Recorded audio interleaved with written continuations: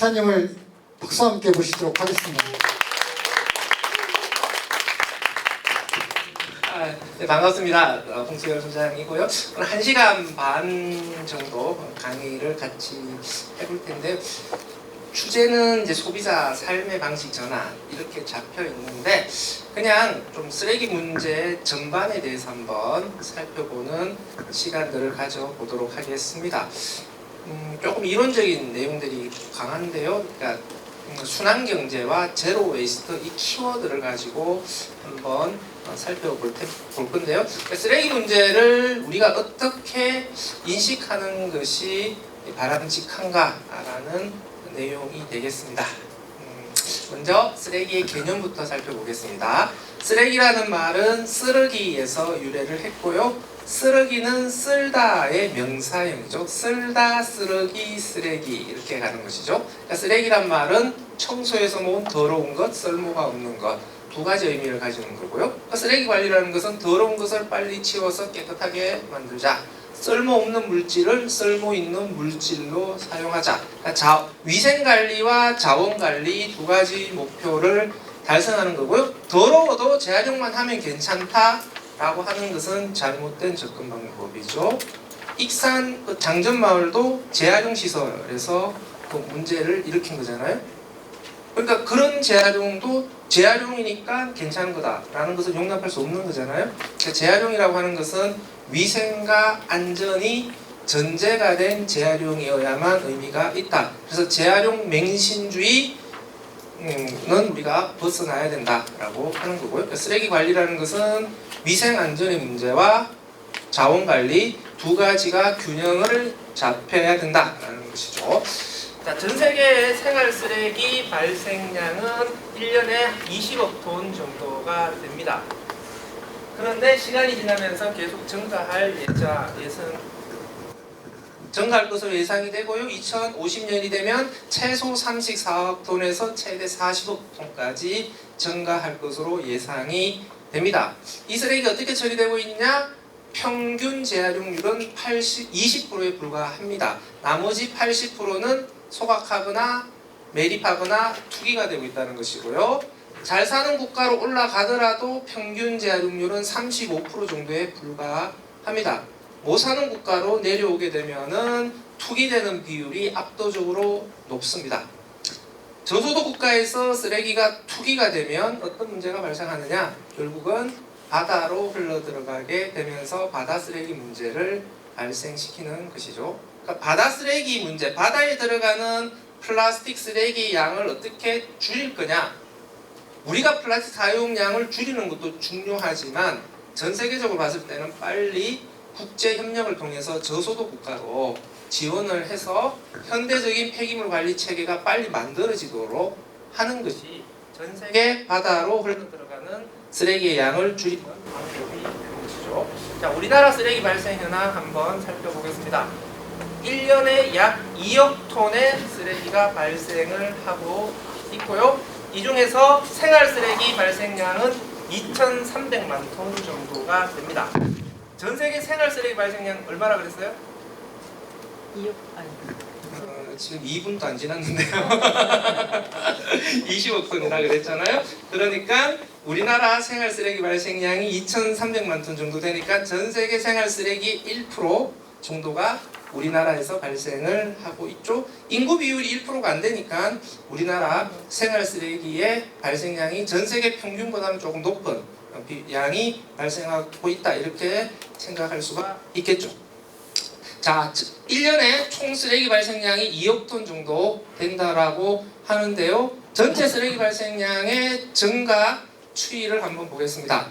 처음부터 조금씩 증가하는 흐름이긴 한데 2018년부터 쓰레기 발생량이 급증을 하게 돼요.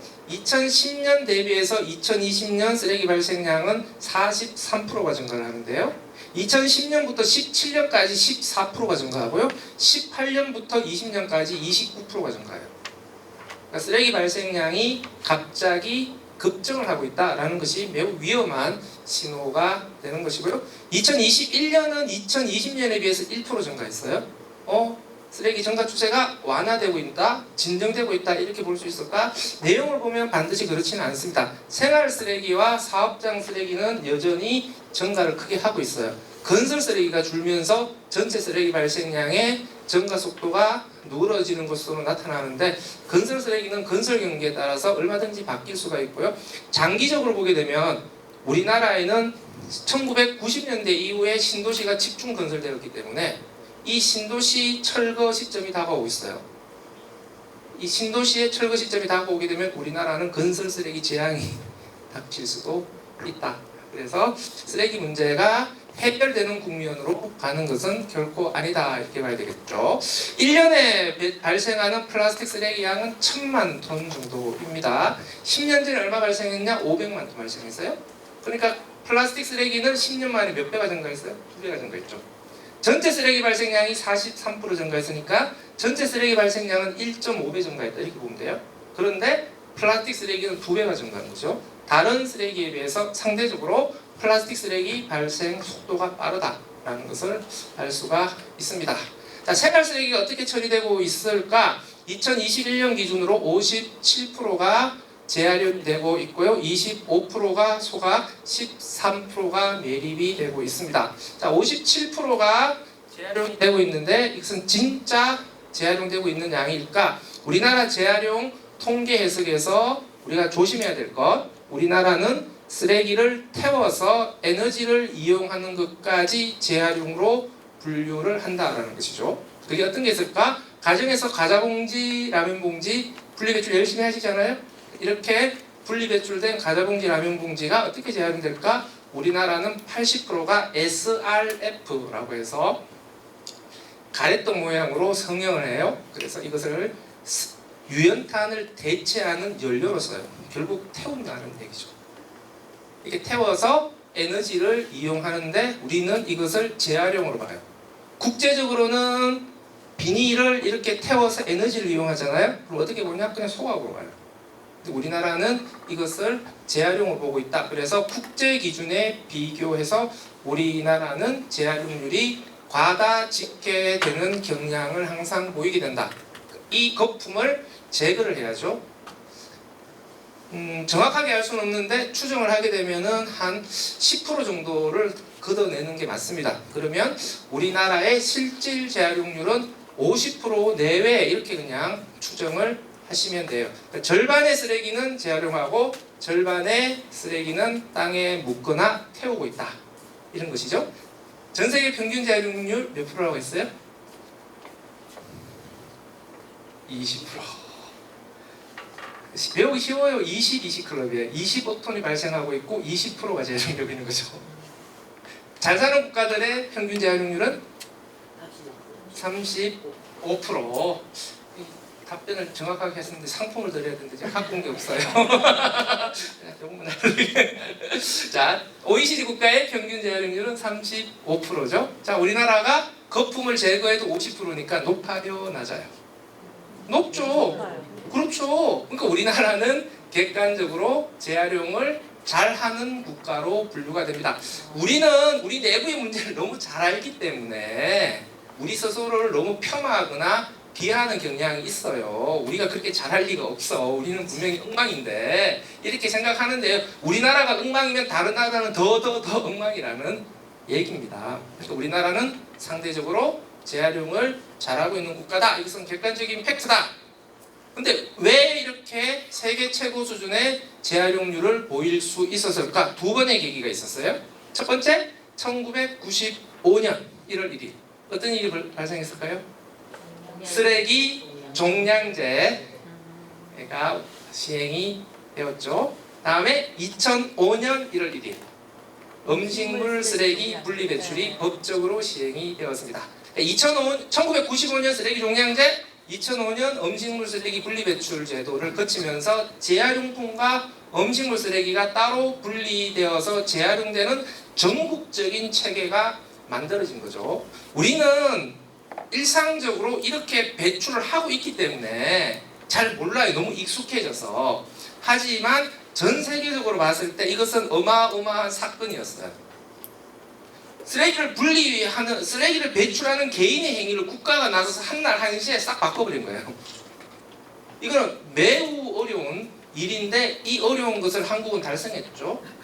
한국이 쓰레기 종량제를 성공시켰다 그러면은 유럽 애들이 이해를 못해요. 그걸 어떻게 성공할 수가 있냐고. 그러면서 막 얘기해요. 한국 니들 사실 민주화됐다고 하지만 그 사실 독재국가지.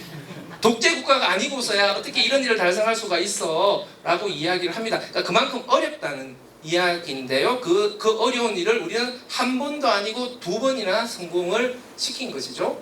그 결과 세계 최고 수준의 재활용률을 달성하게 된 것이다.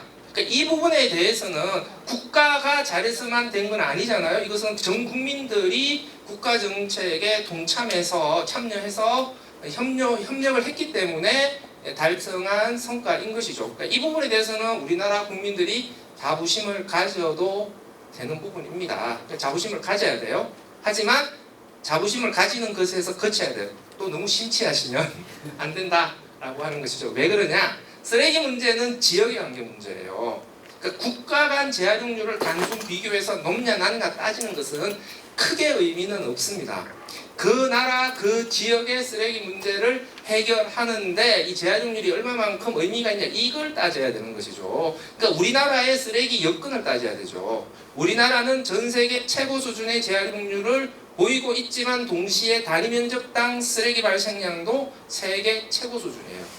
워낙 좁은 국토에 시설과 인구가 밀집되어 있기 때문에 쓰레기 관리가 엄청나게 어렵습니다. 미국의 재활용률이 32%고 우리나라의 재활용률이 50%잖아요. 재활용률만 비교해보면은 한국이 미국보다 엄청나게 안정적으로 쓰레기 관리를 잘하고 있다 이렇게 이야기를 할 수 있는데 단위 면적당 쓰레기 발생량은 한국이 미국의 7배예요.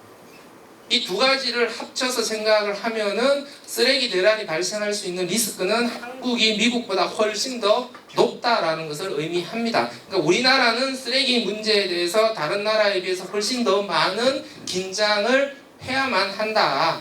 분리배출에 더 많은 노력을 기울일 수밖에 없다라는 것을 의미하는 것이죠. 우리나라 쓰레기 관리에서 제일 위험한 것은 쓰레기를 묻을 수 있는 땅이 절대적으로 부족하다는 얘기예요. 매립지 절대 부족의 문제가 매우 심각합니다. 전국 평균으로 봤을 때 생활 쓰레기 매립지의 평균 수명은 30년 정도밖에 남지 않았습니다. 그러니까 주요 대도시의 경우에는 지금 쓰고 있는 매립장이 다 찼을 때 대체 매립장을 과연 구할 수 있을까? 불가능에 가까워요. 그러니까 지금 쓰고 있는 매립장을 최대한 아껴서 쓸 수밖에 없다라고 하는 것이죠. 아껴서 쓰려면 어떻게 해야 돼요? 매립장에 들어가는 쓰레기 양을 제로에 가까운 수준으로 줄여야 되는 것이죠. 아예 법을 바꿔버렸어요. 그래서 2026년부터는 수도권 지역에서 종량제 봉투가 매립장에 못 들어갑니다. 2030년부터는 전국의 모든 지역에 적용이 됩니다. 익산 같은 경우에는 전북 지역 같은 경우에는 2030년부터는 종량제 봉투가 매립장에 들어갈 수가 없게 되는 것이죠. 그럼 어떻게 해야 돼요? 바로 소각장 가면 안 되죠. 일단 줄여야죠. 자, 줄이자. 그런데 쓰레기가 줄어들기는커녕 발생량이 증가하는 추세라 그랬죠. 두 번째, 그럼 재활용을 잘하면 될 텐데 우리나라는 전 세계 최고 수준의 재활용률을 보이고 있다 그랬죠. 전 세계 최고 수준의 재활용률을 보이고 있다라고 하는 것은 지금 시스템에서 재활용 한계 상황에 도달했다 이런 의미예요. 여기서 더 높이는 것은 매우 어렵습니다.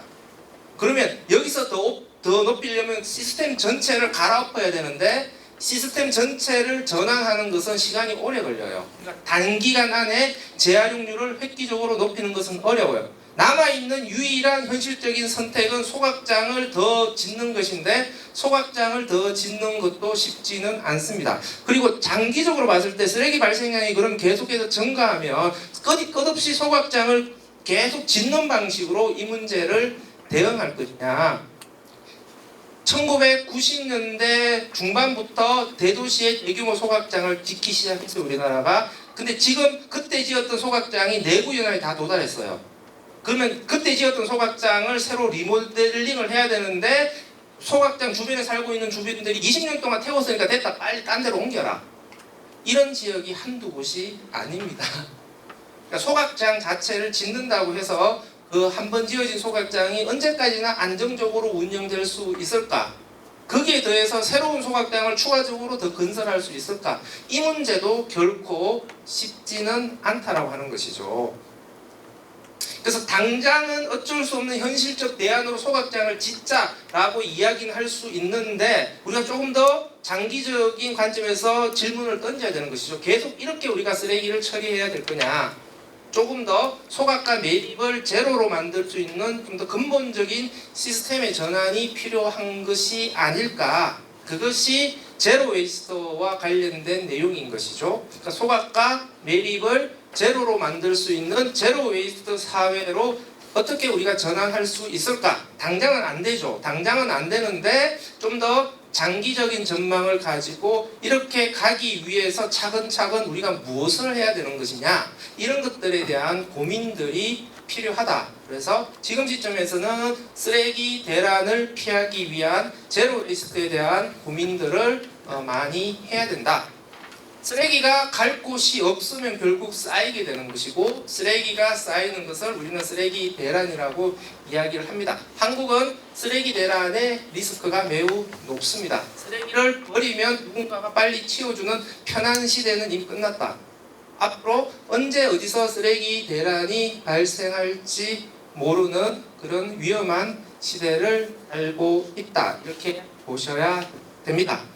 그러면 결국 우리가 자원을 소비하고 쓰레기를 배출하는 방식의 근본적인 전환이 필요한 것이죠. 어떻게 전환할 것이냐? 여기서 나온 개념이 순환경제 제로웨이스트 개념입니다. 순환경제 제로웨이스트는 결국 같은 이야기를 하는 것인데요. 하나하나 짚어보도록 하겠습니다. 먼저 순환경제의 개념부터 살펴볼 텐데요.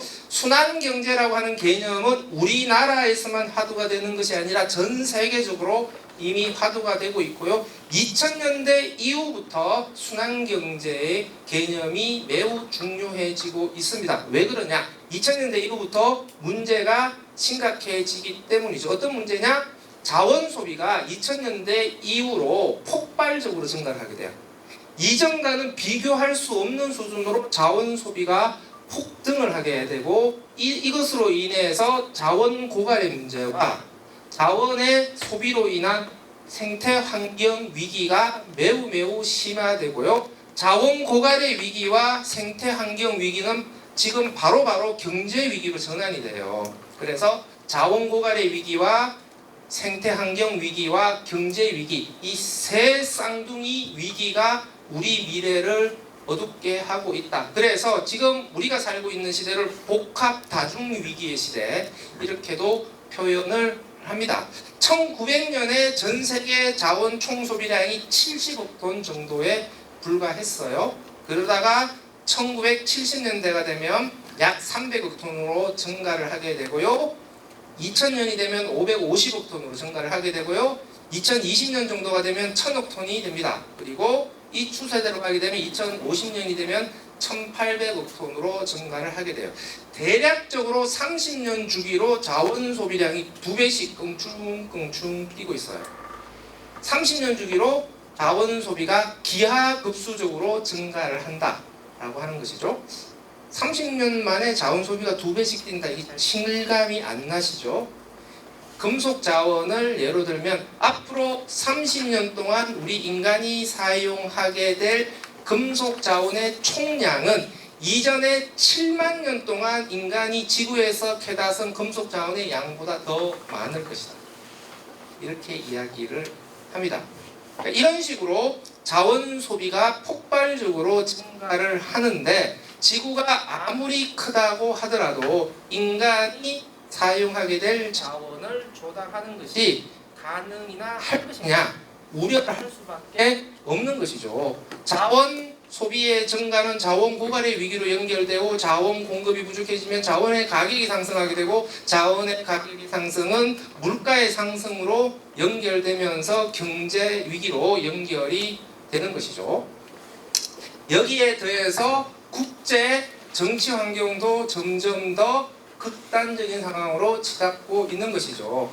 개방된 세계화 경제 시스템에서 자원과 상품이 자유롭게 이동하는 시기에서 점점 더 진영 논리가 강해지고 이 진영 간 자원의 이동에 제동이 걸리는 시대가 점점 더 오고 있다. 그러니까 개방된 자원 공급망이 폐쇄적인 자원 공급망으로 성격이 바뀌어가고 있고 그 과정에서 자원 조달의 어려움이 상대적으로 커지고 있다. 이렇게도 이야기를 합니다. 미국과 중국이 지금 대판 싸우고 있잖아요. 그러면서 중국에서 나오는 자원에 대한 의존도를 줄이겠다. 미국만 그런 것이 아니라 야 우리가 중국 자원 안 쓸 거니까 니들도 중국 자원 쓰지 마. 이런 식으로 미국이 동맹국들에게 협박을 하고 있죠. 그게 IRA잖아요. 인플레이션 감축 법안. 많이 들어보셨죠? 왜 인플레이션 감축 법안이냐? 물가가 올라가면은 소비자가 고통스럽잖아요. 그 물가 상승에 따른 소비자의 고통을 줄여주자라는 거잖아요. 어떻게 줄여줘요? 소비자가 물건을 사는 것에 대해서 보조금을 지급해주는 방식으로 소비자의 고통을 줄여주자. 그런데 그냥 막 보조금을 주면 안 되니까 기후위기에 대응한다는 측면에서 기후위기에 대응하기 위한 전기 자동차를 구매를 하면 그것에 대해서 7,500달러의 보조금을 주겠다. 이게 IRA, 인플레이션 감축 법안이잖아요. 그런데 그냥 보조금을 주는 것이 아니라 중국에서 나온 부품이나 중국에서 생산된 자원을 이용하면 보조금을 안 줄 거야. 그러니까 IRA가 미국 소비자에게 보조금을 주면서 동시에 미국 자원의 사용을 거부하는 그런 작용을 동시에 하는 것이죠. 그러니까 우리나라가 중국에서 재련된 금속 자원을 갖고 와서 전기자동차 부품을 만들어요. 전기자동차 배터리를 만들어요. 이 전기자동차 배터리를 미국에 수출하게 되면은 미국 전기차 생산업체들이 이 배터리를 안 쓸 거라는 얘기죠. 왜? 보조금을 못 받으니까. 그 배터리를 쓰면. 그러니까 미국의 전기자동차 배터리를 수출하려면 중국에서 나오는 자원을 가져다 쓰면 안 돼. 중국 외에 다른 나라에서 나온 자원을 사용을 해야 돼. 그러니까 우리나라 입장에서는 자원 선택의 선택지가 좁아지는 문제가 발생을 하게 되는 것이죠. 미국이 이렇게 가니까 이유도 또 비슷하게 따라갑니다. 그래서 핵심 강물법이라는 법률의 초안을 원래 발표를 하면서 역시 자원 공급망을 다변화시키겠다. 중국에 대한 자원 의존도를 줄이겠다. 이렇게 선언을 해요. 여기에 대해서 핵심 자원 공급 국가들의 자원 보호주의, 자원 민족주의, 자원 무기화 이게 강해집니다. 인도네시아가 니켈 광물을 수출하지 않겠다 이렇게 선언을 해요. 2011년에. 니켈이 왜 중요하냐? 전기자동차 배터리에 들어가는 핵심 원료가 니켈이에요. 삼원계 배터리라고 그러잖아요. 우리나라에서 만드는 전기자동차 배터리를 삼원계 배터리라고 그러는데 왜 그러냐면 음극, 양극이 있는데 양극 쪽에 사용되는 금속이 뭐냐? NCM, 니켈, 코발트, 망간 세 가지 금속이 써요. 그래서 삼원계 배터리라고 그러는데 이 중에서 제일 중요한 금속이 니켈이에요. 니켈이 가장 많이 쓰이고 니켈의 함량이 높아질수록 전기자동차 배터리 성능이 좋아집니다. 하이 니켈이라 그래서. 그러니까 전기자동차 배터리에 있어서 니켈이 매우 중요하다. 그럼 전기차 시대가 오게 되면 전기자동차 배터리의 소비량이 증가하게 되고 니켈이 그만큼 필요로 하죠. 이 중요한 니켈을 인도네시아가 광석을 수출하지 않겠다 이렇게 이야기를 해버려요. 뭐 하자는 얘기예요? 니켈이 필요하면 인도네시아 와서 공장 지어라는 얘기예요. 재련 공장도 인도네시아에 짓고 전기자동차 배터리 공장도 인도네시아에 지어 이렇게 이야기를 하는 것이죠. 그러니까 자원을 핵심 자원을 공급하고 있는 핵심 국가다라는 지위를 이용해서 자국의 산업을 발전시키겠다 이런 거죠. 전 세계 니켈 매장량의 25%가 인도네시아에 있거든요.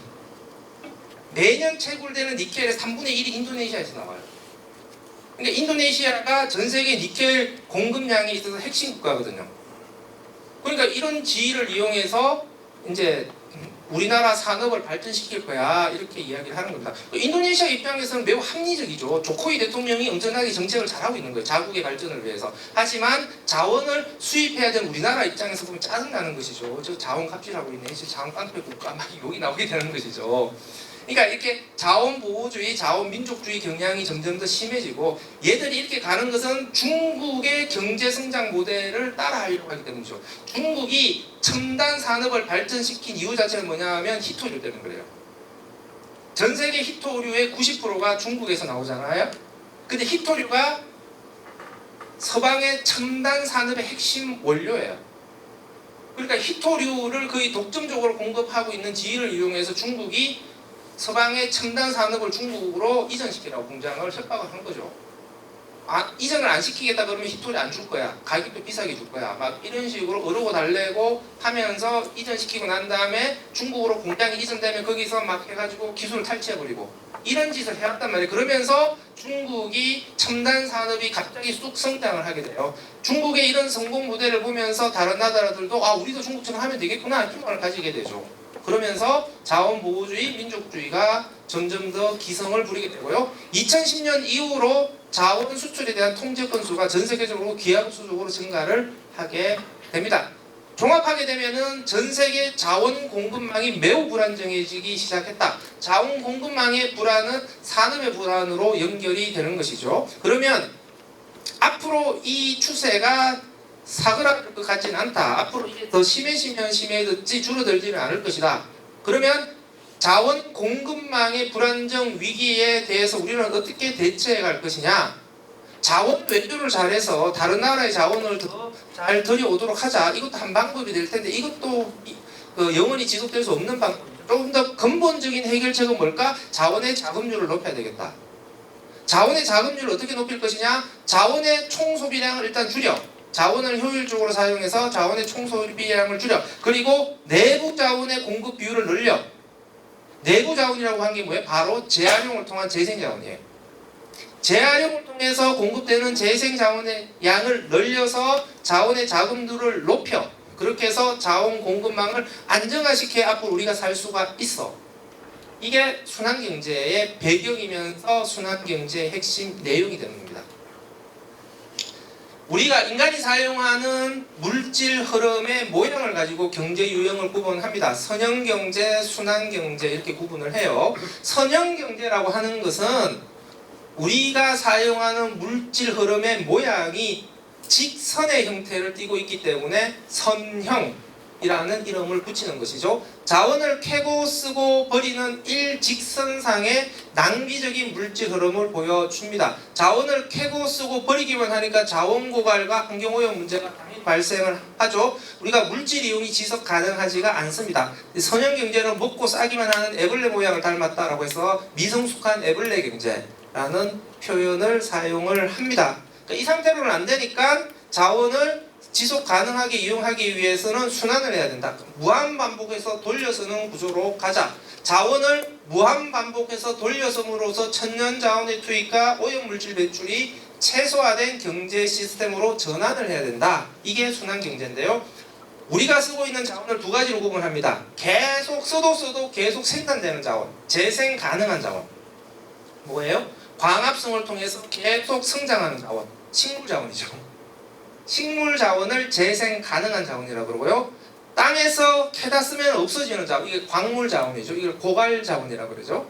그래서 재생 가능한 자원과 고갈 자원을 계속해서 무한 반복해서 돌려서는 구조로 가자. 그래서 두 종류의 자원이 무한 반복해서 순환하는 모양을 보여줍니다. 이게 나비의 날개 모양을 닮았다라고 해서 순환경제는 성숙한 나비경제 이렇게도 표현을 합니다. 그래서 선형경제에서 순환경제로 가자 이렇게 이야기를 하는데 가운데 뭐가 있어요?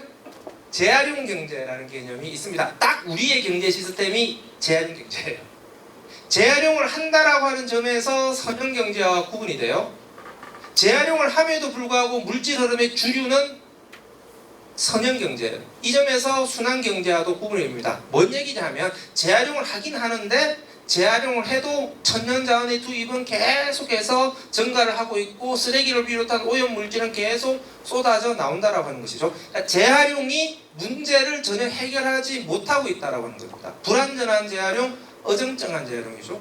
딱 우리의 심정이잖아요. 분리배출 겁나게 열심히 하는데 왜 쓰레기 문제는 해결되지 않고 계속 점점 더 악화되고 있다고 하는 것이냐. 우리의 재활용은 도대체 무엇이 문제냐 라는 거잖아요. 한번 따져봐야죠. 세 가지가 문제가 됩니다. 첫 번째, 물질 소비의 총량이 계속해서 증가를 하게 되면은 구조적으로 순환경제는 불가능합니다. 재활용만으로는 우리가 필요로 하는 자원을 공급할 수가 없습니다. 순환경제 그러면 순환이니까 우리가 착각을 하게 돼요. 아, 재활용을 잘하자는 얘기구나. 순환경제는 단순히 재활용을 잘하자는 이야기가 아닙니다. 재활용 이전에 뭐가 전제돼야 되냐? 물질 흐름의 증가가 통제돼야 돼요. 물질 흐름의 사용량이 제한된 상황에서 순환을 시켜줘야 우리가 자원을 계속 이용할 수 있다 이겁니다. 그러니까 순환경제로 가려면 가장 중요한 조치가 자원의 총 소비량을 어떻게 줄일 거냐 이거죠. 그러니까 페트병 라벨을 벗겨서 분리배출을 잘해서 재활용을 어떻게 잘할 거냐? 이거보다 더 중요한 것은 페트병 소비를 어떻게 줄일 거냐 이게 더 중요한 거죠. 그러니까 재활용되니까 써도 돼 이렇게 가면 안 되는 것이죠. 우리는 왜 이렇게 페트병을 자꾸 쓰지? 라는 질문을 먼저 던져야 되는 것이다. 일회용품 사용을 줄입시다. 표작식 하면서 테이블마다 페트병 생수를 쫙 깔아요. 뭐 하자는 겁니까? 플라스틱 문제 어떻게 줄일까라고 막 토론회 하는데 가보면 막 그 패널 토론하는 사람들 책상마다 페트병 생수 하나씩 다 얹어놨어요. 이러고도 뭐가 문제인지 몰라요. 이러면 안 된다라고 하는 것이죠. 그러니까 순환경제와 관련된 가장 중요한 조치는 줄여야 된다. 어떻게 줄일 거냐. 이 핵심적인 질문을 놓치면 안 된다라고 하는 겁니다. 두 번째는 재활용률이 당연히 100% 가까운 상태로 높아져야 되는 것이고요. 세 번째는 재생자원의 품질도 높아져야 되죠. 재활용할수록 가치가 떨어져요. 그러면 계속 무한반복해서 못 쓰잖아요. 몇 번 재활용하고 쓰레기를 버려야 되잖아요. 이것을 우리가 다운사이클링이라고 그래요. 순환경제는 무한반복해서 돌려 써야 되는데 몇 번 재활용했더니만 못 쓰게 돼가지고 쓰레기를 버려야 돼요. 이런 재활용으로 순환경제를 어떻게 가요? 순환경제로 가려면 재활용이라고 하는 것이 물질의 원래 가치를 회복하는 과정이어야죠. 이것을 우리는 업사이클링이라고 합니다. 그러니까 가방, 청바지 가지고 가방 만드는 거 이게 막 업사이클링이다 이렇게만 얘기하면 안 돼요. 순환경제로 가기 위한 업사이클링은 우리가 전체 자원을 얼마만큼 가치 있게 쓸 거냐. 그래서 천년 자원을 대체하는 수준으로 자원을 어떻게 계속 활용할 수 있을 거냐. 이게 업사이클링의 핵심 개념입니다. 그래서 업사이클링을 우리가 좀 더 넓은 개념으로 이해를 해야 된다라고 하는 겁니다. 자, 페트병 한번 볼까요? 그러니까 순환경제로 가려면 세 가지가 필요한 것이죠. 첫 번째, 물질 소비 총량이 통제돼야 된다. 두 번째, 재활용률을 높여야 된다. 세 번째, 재생자원의 품질을 높여야 된다. 이 세 가지 조치가 한꺼번에 가야 된다 이거잖아요. 자, 페트병이 과연 그렇게 가고 있냐? 이걸 봐야 되는 것이죠. 첫 번째, 페트병 소비량. 2020년에 우리나라 페트병 총 소비량은 32만 톤. 2003년에 우리나라의 페트병 소비량은 10만 톤. 17년 만에 3.2배가 증가해요. 뭐예요? 1인당 페트병 소비량이 계속해서 증가하는 것이죠. 그러니까 지금의 우리의 소비 트렌드는 페트병을 계속해서 쓰는 소비 흐름으로 가고 있다. 그러니까 재활용 만능주의에 빠지면 안 되는 것이죠. 라벨 벗기기 전에 우리는 왜 페트병을 쓰고 있지? 페트병을 줄일 수 있는 여지는 어디가 있지? 이것을 같이 고민을 해봐야 되는 것이다. 자, 두 번째, 페트병 재활용률 2021년 기준으로 페트병 재활용률 80%예요. 야, 80% 재활용하면 엄청나게 잘하고 있는 거예요. 엄청나게 잘하고 있긴 한데 순환경제에서의 목표는 몇 프로예요? 100% 가자. 그러니까 80% 했으니까 우리 할 만큼 했어 지금. 더 이상 할 건 없어. 쓰레기가 20% 정도는 소각이나 매립병으로 가는 게 인간적인 거야. 이렇게 우리가 만족을 하면 안 되는 거거든요. 남아있는 이 20%까지 어떻게 우리가 재활용 속으로 집어넣을 거냐를 고민을 해야 되는 것이죠. 독일의 페트병 재활용률이 97%에서 98%예요. 왜? 걔들은 강력한 보증금 제도를 하고 있기 때문이죠. 페트병 하나에 0.25유로 우리나라 돈으로 300원이 넘는 게 보증금으로 붙어 있습니다. 그러니까 우리나라처럼 그냥 페트병을 집 밖으로 분리배출해버리면 300원을 손해보는 거예요. 불편함을 감수하고 그 빈 페트병을 마트로 가져가야 300원을 돌려받는 거예요. 그러니까 독일의 페트병 보증금을 보면서 사람들이 자꾸 오해하는데, 독일의 페트병 보증금 제도는 분리배출 잘하는 것에 대해서 보상해주는 제도가 아니에요. 불편함을 감수하고 빈 페트병을 마트로 가져가서 받는 300원은 내가 냈던 돈을 돌려받는 거예요. 보상이 아니라니까요. 오히려 정반대의 개념이죠. 독일의 페트병 보증금 제도는 분리배출을 잘 하도록 격려하기 위해서 보상을 해주는 제도가 아니라, 쓰레기 문제를 발생시키는 일회용 페트병을 소비한 것에 대해서 소비자에게 가장 높은 수위로 책임을 묻는 제도예요. 왜 페트병 썼습니까? 그러니까 페트병 썼으면 돈을 부담하거나 불편함을 감수하거나 이런 거 하기 싫으면 그냥 페트병 쓰지 마세요. 그 페트병 썼으면 불편함을 좀 더 감수하세요. 이렇게 계속 페트병을 소비한 행위에 대해서 질문을 던지고 책임을 묻는 제도가 페트병 보증금 제도입니다. 이것을 자꾸 보상의 논리로 바꿔서 우리나라에 적용시키려고 하는 건데, 이것은 독일의 보증금 제도의 본질을 왜곡하는 겁니다. 독일의 페트병 보증금 제도가 우리에게 시사하는 바는, 재활용률을 100%에 가까운 수준으로 제대로 높이기 위해서는 소비자에게 보상을 많이 해주는 게 중요한 것이 아니라 오염을 일으킨 원인자에게 보다 강한 책임을 묻는 규제의 강화가 필요하다, 이런 이야기를 우리에게 던져주는 겁니다. 그러니까 순환경제로 가려면 책임의 윤리가 강화돼야 된다, 이 얘기죠. 오늘날 우리가 직면하고 있는 기후위기를 비롯한 이 환경 재난에 우리 소비자들은 피해자죠. 동시에 이 문제를 일으킨 가해자 중에 한 명입니다. 그러니까 우리는 피해자로서의 권리 구제만 주장할 것이 아니라 가해자로서의 책임은 어떻게 질 거냐, 이 문제도 같이 이야기를 해야 된다. 그래서 자꾸 페트병 가져오는 것에 대해서 포인트 주면서 모읍시다, 이런 좀 단순한 캠페인만 자꾸 펼치면 안 된다는 얘기예요. 자꾸 보상을 주민들에게 얘기해버리면 주민들이 오히려 인식이 왜곡될 수 있어요. 그럼 앞으로 모든 것에 대해서 이렇게 다 보상을 통해서 문제를 해결할 겁니까? 그러니까 보상 이전에 우리가 당연히 지구 시민으로서 가져야 될 책임의 윤리는 뭐냐, 이런 질문들도 던질 필요가 있다. 그러니까 자, 포인트 주고 이런 걸 절대 하지 말라, 이런 얘기가 아니고요. 이런 좀 더 우리가 함께 생각해 볼 수 있는 이런 이야기들이 없는 상태에서 무조건 보상으로서만 바로 던지면서 문제를 풀려고 하면 안 된다. 그건 오래 가지 못한다 라고 하는 이야기를 해드리고 싶은 겁니다. 자, 세 번째로는 페트병 재생원료의 품질입니다. 가장 좋은 재활용은 뭐예요? 페트병이 페트병으로 순환하는 거죠. 이것을 닫힌 고리 순환, 닫힌 고리 재활용이라고 합니다. 순환경제로 가려면 이렇게 가야 되는 것이죠. 그런데 페트병이 섬유로 가요. 그러니까 페트병을 여기서 쭉 당기면은 폴리에스터 섬유로 재활용이 돼서 나와요. 이걸 가지고 옷도 만들 수 있고 신발도 만들고 솜으로도 만들 수가 있습니다. 페트병을 섬유로 재활용하는 것 자체가 나쁘지는 않은데, 문제는 섬유로 재활용한 다음에 이 섬유가 쓰레기로 나올 때는 재활용이 안 돼요. 소화기는 매립됩니다. 그럼 어떻게 돼요? 페트병이 섬유로 재활용된 다음에 쓰레기로 가버려요. 이건 재활용 경제에서의 재활용 흐름이잖아요. 이것을 우리는 열린 고리 재활용이라고 이야기를 합니다.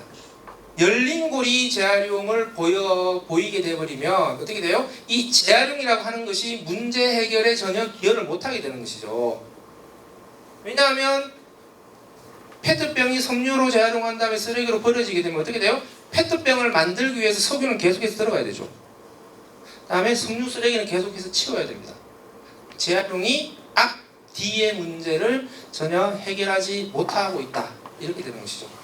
자, 페트병이 이렇게 열린고리 재활용의 문제를 일으키게 되는 것은 결국 섬유가 페트병이나 다시 섬유로 순환되는 고리가 끊겨버리기 때문이죠. 이것을 이어줘야만 페트병의 순환이 이어지는 것이죠. 이것을 해야 될 역할이 누구에게 있습니까? 소비자 아니죠. 바로 생산자. 그러니까 패스트 패션 업체나 섬유 업체들이 이 역할을 해줘야 되는 거죠, 지금. 그러니까 패스트 패션 업체들이 페트병을 재활용한 섬유를 집어넣어서 옷을 만드니까 우리 잘하고 있죠. 우리 칭찬해 주세요. 패스트 패션 문제를 우리가 해결하기 위해서 우리가 이렇게 노력하고 있습니다. 이렇게 이야기할 문제는 아니다라고 하는 것이죠. 페트병 재생 섬유를 쓰는 것은 패스트 패션이 가지고 있는 문제의 일부만을 해결할 뿐이다라고 하는 것이죠.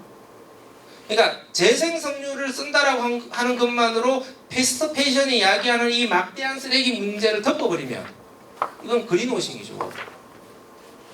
그러니까 우리는 재생 섬유를 쓰는 것에 대해서 이거 자체를 뭐 미워하거나 막 뭐 욕할 필요는 없는 거냐, 잘하고 있는 거니까 재생 섬유를 쓰는 것에 대해서 그냥 잘하고 있다라고 칭찬을 해줘요. 대신에 질문 하나를 더 던져야 되는 것이죠. 그래서 섬유 쓰레기는 또 어떡할 건데? 이 문제와 이 문제는 다른 문제잖아요. 이 문제를 해결했다고 해서 이 문제까지 해결된다고 보기는 어려운 것이죠. 그래서 우리는 물질 흐름의 시작과 끝을 다 추적해서 봐야 된다. 그래야 문제가 제대로 보인다라고 하는 것이 되겠습니다.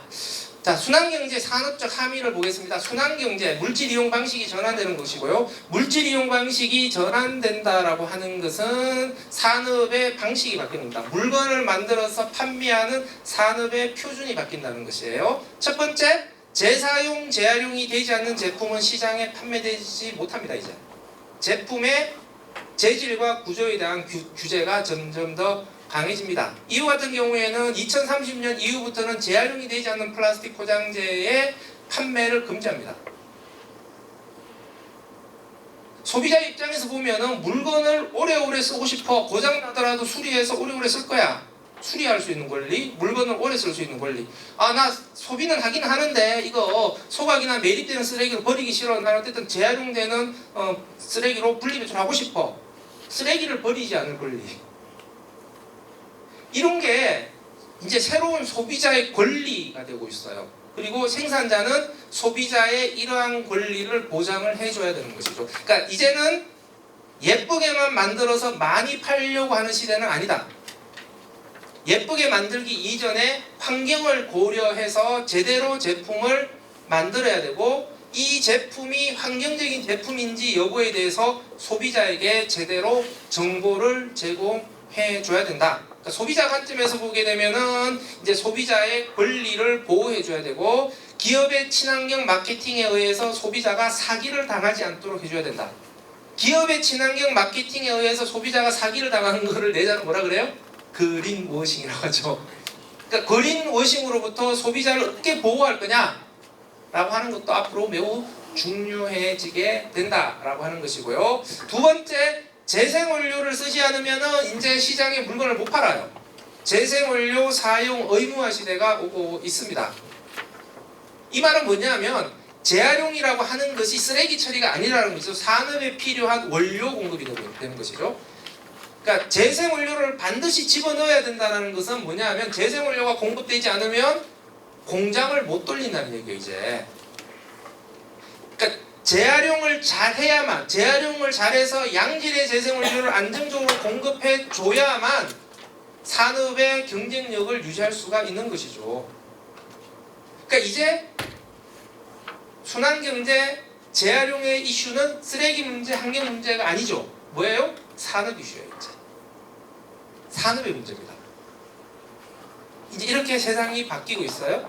기후위기 측면에서 재생에너지, 자원 문제, 쓰레기 문제 측면에서 재생원료. 기업들은 물건을 만들 때 반드시 두 개를 써야 돼 이제.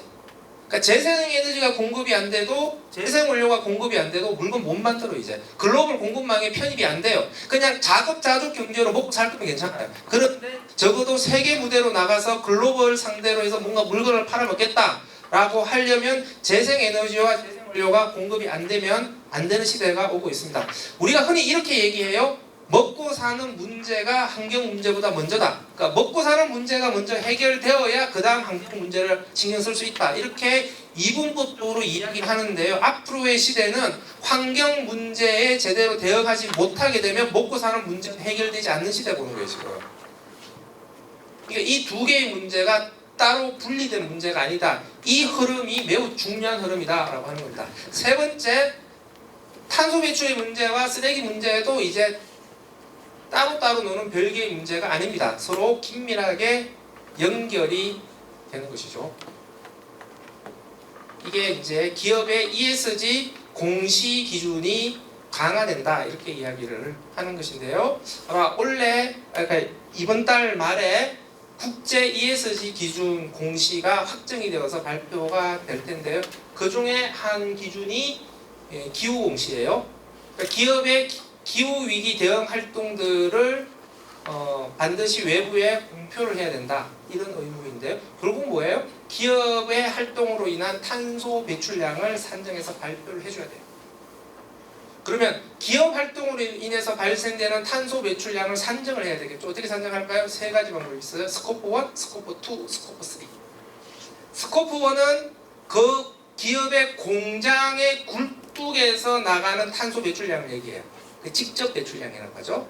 스코프 2는 그 공장에서 사용하는 전기로 인해서 화력발전소 굴뚝으로 나가는 탄소 배출량을 얘기해요.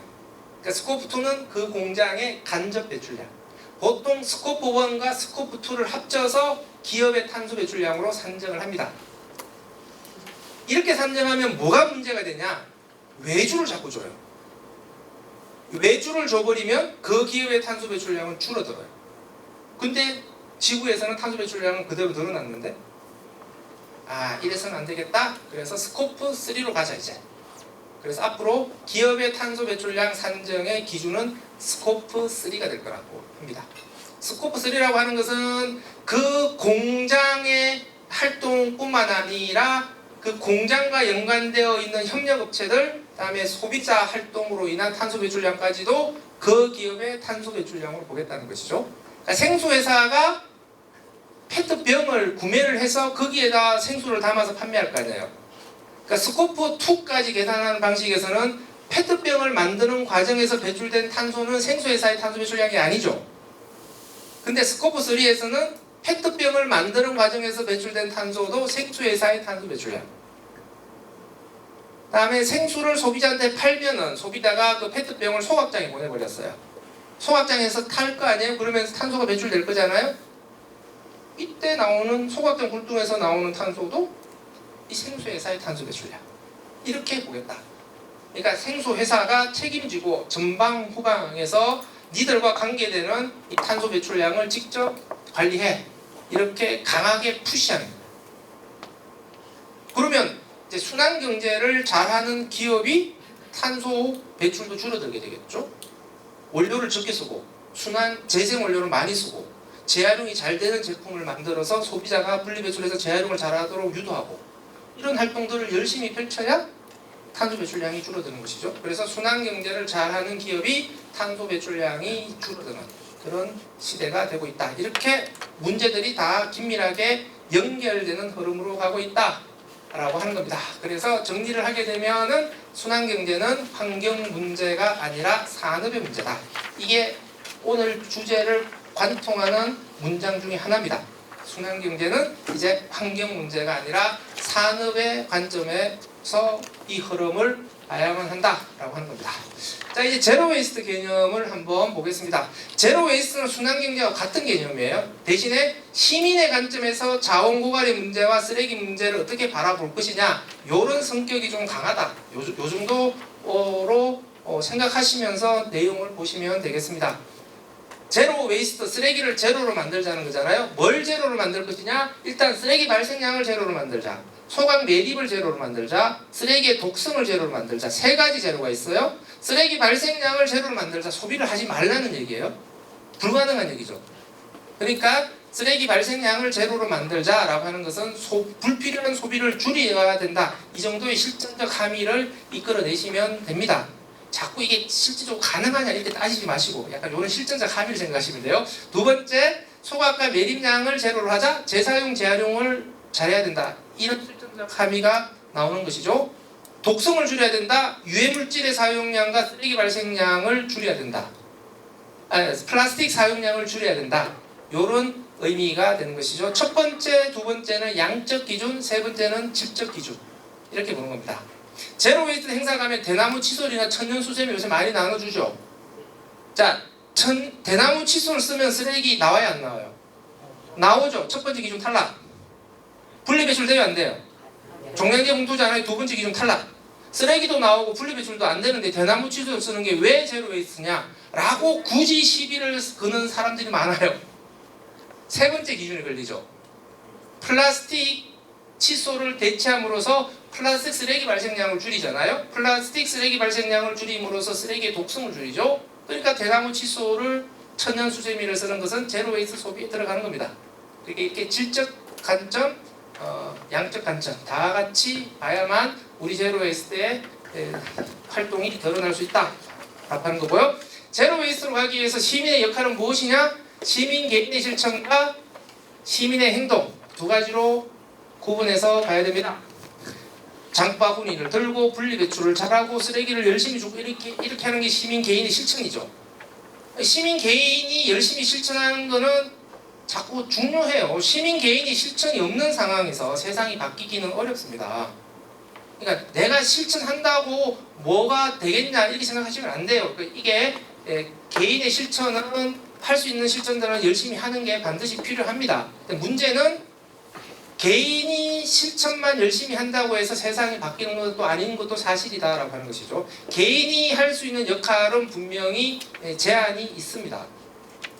그래서 개인의 실천과 더불어서 이 세상의 구조가 바뀌어야 된다. 시스템과 인프라가 바뀌어야 되는 것이죠. 장바구니를 열심히 들고 다니는 것은 개인의 실천이죠.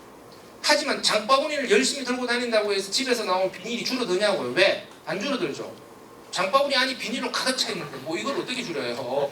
물건을 팔 때부터 다 비닐에 싸서 파는데 도대체 소비자 개인이 어떻게 비닐을 줄이냐고요. 그러니까 비닐 쓰레기가 나오는 것에 대해서 개인 소비자들 보고 뭐라고 할 문제는 아닌 것이죠. 그러니까 비닐을 덜 씌운 제품을 판매할 수 있는 시스템을 만들어줘야 되는 것이죠. 텀블러를 들고 다니는 개인의 실천은 매우 중요하지만 1년 365일 24시간 텀블러를 어떻게 들고 다니요? 사람이 까먹을 수도 있지. 그럼 텀블러를 안 들고 나가면 커피는 절대 마시면 안 되는 거예요? 너무 가혹하잖아요. 그러면 텀블러를 들고 나가지 않더라도 카페에서 다회용 컵으로 테이크아웃 할 수 있는 서비스를 제공해주면 되잖아요. 왜 스타벅스는 뭐 커피비는 이런 서비스를 우리한테 제공하지 않느냐? 이렇게 요구를 해야 되는 거 아니에요? 배달 시켜 먹으니까 일회용 플라스틱 용기가 나오니까 그러면 배달을 절대 시켜 먹으면 안 돼. 이렇게 요구를 한다고 해서 CR이 먹히겠냐고요. 너무 또 뭐 배달에 탐닉하는 것도 문제긴 하지만 그렇다고 해서 배달 자체를 다 문제 삼아 버리면 사람들이 이 제로 웨이스트 운동에 동참을 안 해줘요. 그러면 어떻게 되냐? 배달을 시키더라도 다회용기로 배달시켜주는 서비스가 만들어져야 되는 것이죠. 그러니까 소비자에게 선택지가 있어야 되는 거 아니에요. 소비자에게 선택권을 다 박탈해 놓은 상태에서 왜 쓰레기 문제를 자꾸 일으키느냐, 왜 집에서 이렇게 쓰레기가 많이 나오느냐, 이렇게 따지면 안 된다는 얘기죠. 그러니까 소비자들이 쓰레기를 줄일 수 있는 제로 웨이트 소비를 할 수 있는 선택지가 많아져야 된다. 이런 선택지를 만들어주는 게 정부와 생산자의 역할이다 라고 하는 것이고, 이것을 또 우리 소비자들이 요구해야 된다. 이것이 소비자 혹은 시민 행동이다. 우리가 이렇게 이야기를 합니다. 비닐 안 씌운 제품을 판매하는 것이 제로 웨이스트 매장이잖아요. 근데 제로 웨이스트 매장 찾아가려는데 막 차를 타고 2시간 가야 돼. 나보고 어떡하는 거야? 이거잖아요. 제로 웨이스트 소비가 제대로 되려면 슬리퍼 실실 끌고 동네에서 15분 이내의 거리에서 다 이런 서비스를 받을 수 있도록 해야 되잖아요. 그러니까 슬리퍼 신고서 제로 웨이스트 쇼핑 가능한 것, 이것을 우리가 슬세권이라고 그래요. 그러니까 제로 웨이스트 슬세권을 만들어줘야지. 그것도 없이 왜 자꾸 우리 보고 뭐라고 하느냐. 그래서 개인의 실천은 당연히 중요한데 시스템과 인프라의 변화도 중요하다. 자꾸 이런 거 없이 개인들을 압박하게 되면 개인은 두 가지 감정을 가지게 돼요. 냉소주의 아니면 패배주의. 냉세주의, 우리가 할 것도 없는데 왜 자꾸 우리 보고 따지나, 안 할래 이제. 나보고 뭐라고 하지마. 환경 나 싫어. 이렇게 빠져버려요. 반면에 심성이 아주 착하신 분들은 패배주의에 빠지게 돼요. 내가 해도 변하는 게 없구나. 나는 역시 지구의 기생충 같은 존재야. 이렇게 그러면서 우울증에 빠지게 되죠. 그래서 쓰레기 우울증, 기후 우울증 이렇게 빠지게 됩니다. 패배주의, 냉소주의 모두 바람직하지 않는 감정 상태예요. 그러니까 이 패배주의, 냉소주의에 빠질 이것을 우리의 분노로 승화시켜서 기업들한테, 정부한테 좀 따지도록 해야 된다. 그래서 저는 시민행동이 매우 중요합니다. 그래서 우리가 이렇게 얘기를 해요. 제로 웨이스트로 가려면 환경에 관심을 가지고 있는 보통 수준의 사람들이 조금만 관심을 가졌을 때 제로 웨이스트 소비의 선택이 가능하도록 만들어줘야 된다. 그러니까 한 사람의 완벽한 실천을 하는 제로 웨이스트보다도 100사람의 쓰레기를 조금 덜 만드는 레스 웨이스트 소비가 훨씬 더 소중하다 라고 하는 게 바로 이런 이유들 때문에 그렇습니다. 그래서 우리가 시민행동을 어떻게 할 거냐? 돈초리를 휘두르거나 회초리를 휘두르거나. 돈초리는 가치 소비, 리빙아웃. 회초리는 어택이 되는 것이고요. 시민 실천과 시민 행동을 잘하려면 역시 모임이 중요한 것이죠. 우리는 함께 해야 잘할 수 있는 것이죠. 그래서 풀뿌리에서 이런 모임들이 많이 만들어지고 이 모임들 속에서 쓰레기와 관련된 고민들을 많이 나눠야 되죠. 이 쓰레기에 대한 이야기, 쓰레기에 대한 고민을 우리가 쓰담이라 그래요. 쓰담을 해줘야 우리가 이 문제인식을 키워서 문제제기 활동을 할 수 있다. 이렇게 되는 겁니다. 자, 이제 또 기후위기도 한번 보겠습니다. 자, 순환경제, 제로 웨이스트의 관점에서 기후위기 문제를 한번 보겠습니다. 일단 파리협약의 내용 한번 정리해 보겠습니다. 파리협약의 목적은 뭐예요? 2100년까지 지구평균 온도의 상승을 몇 도? 1.5도 상승 억제. 문제를 산업사회. 먼저 답변하지 말면 안 되죠. 이 사전 학습이 되어 있는 분들은 스포를 하지 마시기 바랍니다. 산업사회를 기준으로. 그러니까 지금부터 1.5도 상승이 아니고 산업사회 이전 1850년부터 1900년까지 이때를 기준으로 해서 1.5도 상승. 흔히들 자꾸 지금부터 1.5도 상승 억제로 이해하시는 분들이 계세요. 잘못된 오해입니다. 이 산업사회부터 2022년까지 온도가 얼마 올라갔을까요? 1.15도 올라갔어요.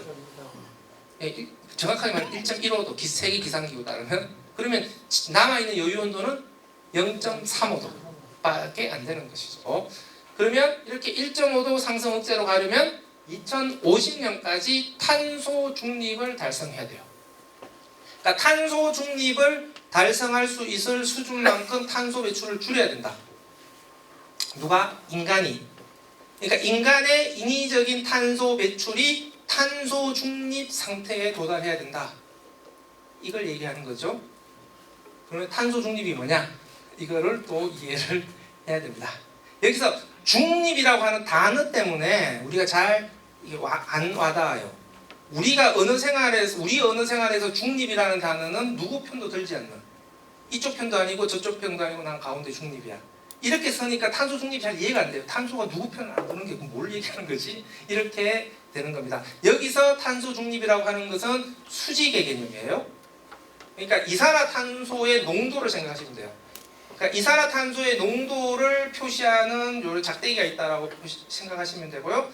그러니까 인간의 인위적인 탄소의 배출이 대기 중 이산화탄소의 농도를 위로 증가시키지도 않고 밑으로 감소시키지 않는 상태. 그러니까 인간의 인위적인 탄소 배출이 대기 중 이산화탄소의 농도의 변화를 위로도 아래로도 변화시키지 않는 상태, 가운데에 딱 있게 만드는 상태, 요것을 탄소 중립이라고 하는 거예요. 탄소 중립이란 인간의 인위적인 탄소 배출이 대기 중 이산화탄소의 농도를 변화시키지 않는 것. 그러면 대기 중 이산화탄소의 농도를 변화시키지 않으려면 어떻게 해야 돼요? 지구가 흡수하는 양만큼만 배출하면 되죠. 인간이 탄소를 배출하면 지구가 다 흡수해버리면 대기 중에 남아있는 양이 0이 되니까 대기 중 이산화탄소 농도의 변화에 영향을 주지 않게 되는 것이죠. 그러니까 인간의 탄소의 순 배출량이 0이 되어야 되는 것이죠. 그러니까 지구가 흡수하는 양만큼만 배출하게 되면은 인간의 탄소 순 배출량이 0이 되는 것이죠. 탄소 순 배출량 0을 우리가 넷제로라고 이야기합니다. 그래서 탄소 중립과 넷제로는 같은 이야기를 하는 것이다. 이렇게 되는 것이고요. 현재 우리 인간이 인위적으로 배출하는 탄소 양은 590억 톤입니다. 해마다. 지구가 흡수하는 양은 90억 톤이에요. 그러면 인간의 탄소 순배출량은 몇 톤? 500억 톤이죠. 그러니까 탄소 중립으로 가려면 1년 단위로 500억 톤을 줄여야 사실은 탄소 중립 상태로 도달할 수가 있다. 이런 얘기가 되겠고요. 자, 2020년부터 2050년까지 30년 동안 탄소 중립 상태가 되도록 해라라고 하는 게 파리 협약의 내용이고, 그런데 이제 너무 긴 시간이니까 2020년부터 2030년까지 10년 동안 해야 될 목표를 던져줍니다. 그게 2030년 목표예요.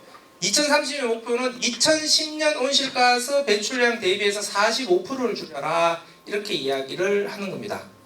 이게 파리협약에서의 글로벌 목표가 되는 것인데요. 그러면 이 글로벌 목표를 달성하기 위해서 각 국가는 무엇을 할 거냐? 각 국가별로 탄소를 어떻게 줄일지에 대해서 스스로 계획을 세워서 유엔에 제출해. 이것을 NDC라고 해요. Nationally Determined Contribution. Nationally, 각 국가별로 저 목표를 달성하기 위해서 탄소를 어떻게 줄일지에 대해서 스스로 결정해서 유엔에 제출해. 이렇게 되는 겁니다. 이게 NDC 이 개념이고요. 그만큼 각 국가의 자율권을 보장을 해주고 있다라고 하는 거고요. 우리나라의 NDC는 2018년 기준으로 해서 2030년까지 40%를 줄이겠다라는 NDC를 유엔에 제출했어요. 35%는 우리나라 안에서 줄이고 5%는 밖에서 줄이겠다, 이렇게 되는 것인데요.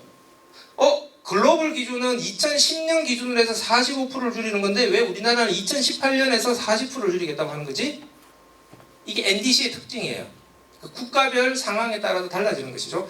그러니까 유럽이나 미국 같은 경우에는 제조시설이 외국으로 다 나갔기 때문에 산업 분야의 탄소 배출량이 매우 낮아요. 그러니까 2010년 이전에 탄소 배출량이 정점에 도달했어요.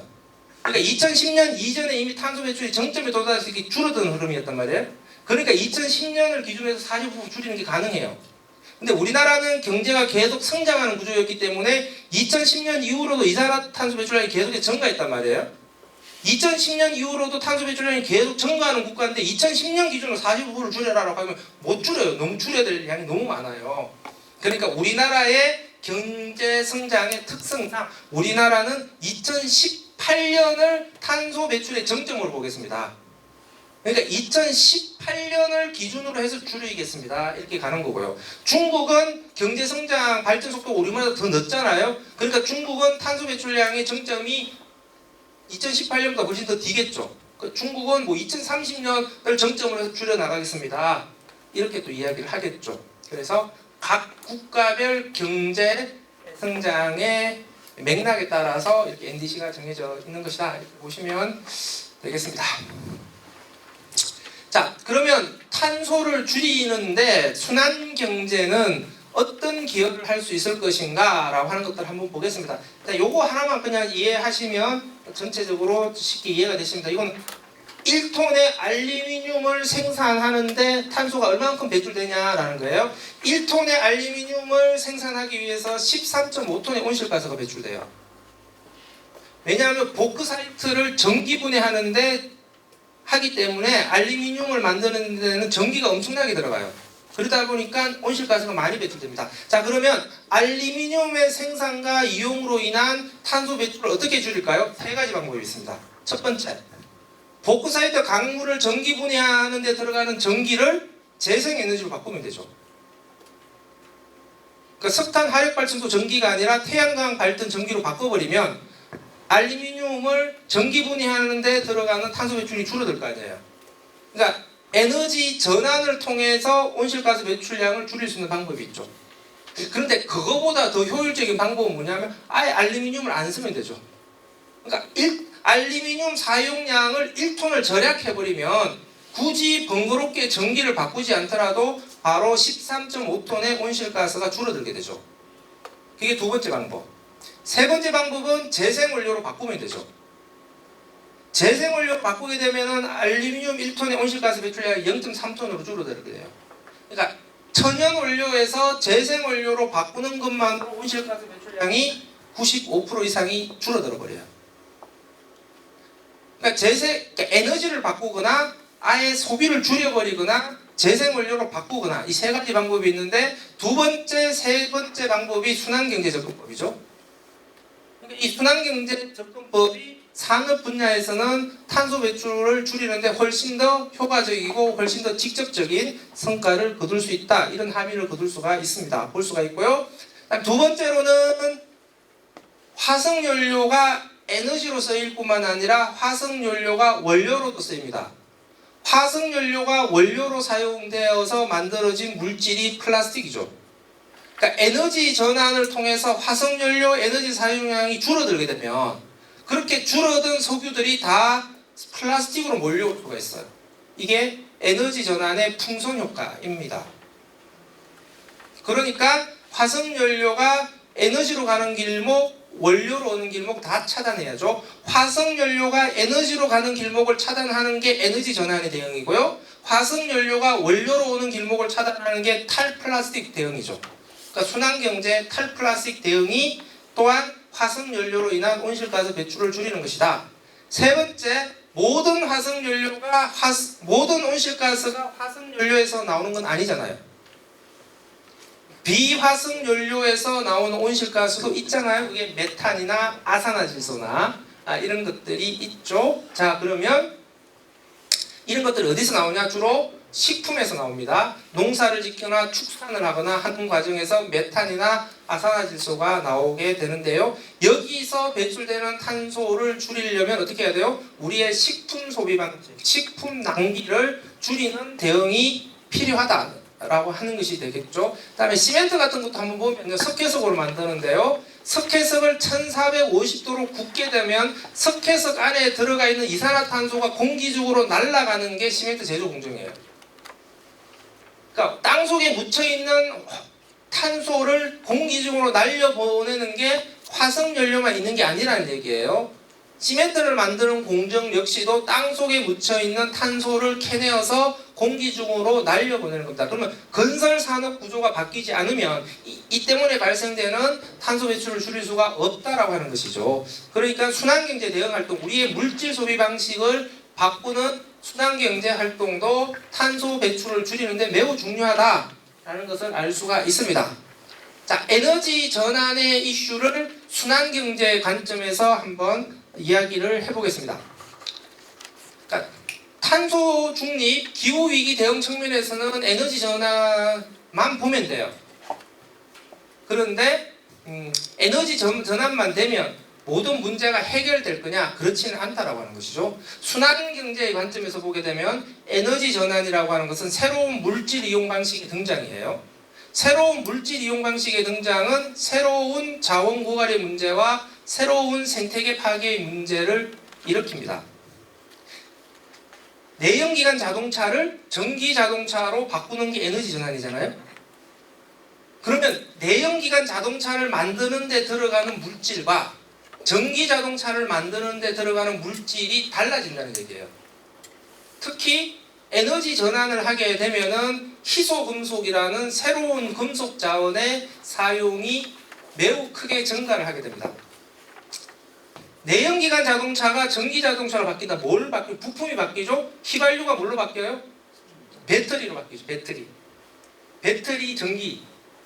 그러니까 전기를 담아서 전기로도 에너지를 써야 되니까 배터리가 필요하죠. 다음에 엔진이 뭘로 바뀌어요? 모터로 바뀌죠. 그러니까 내연기관 자동차를 구성하는 부품과 전기 자동차를 구성하는 부품의 종류가 달라지죠. 그러니까 배터리와 모터가 핵심이 되는데요. 그러면 배터리와 모터에는 희소금속이 매우 많이 사용이 되는 것이죠. 에너지 전환을 하기 위해서 필요로 하는 금속 자원의 양이 2040년이 되면 2020년보다 6배 증가할 거다. 이게 국제에너지기구의 전망치가 되겠고요. 금속 종류별을 보면 리튬은 40배 더 증가할 거고 코발트는 20배, 니켈은 20배 이렇게 증가할 거다. 이렇게 예상을 하고 있습니다. 그러면 에너지 전환에 따르는 이러한 금속 자원의 조달은 과연 지속 가능할 거냐?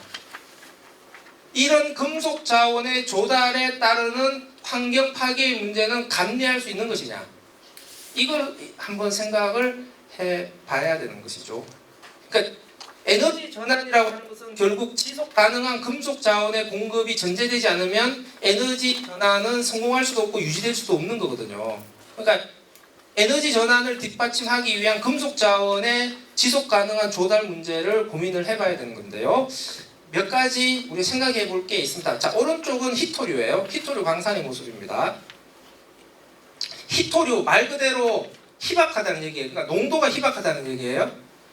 그러니까 광석에 들어가 있는 금속의 농도가 매우 희박하기 때문에 이 금속을 우리가 원하는 양만큼 추출하려면 그만큼 많은 광석을 캐내야 돼요.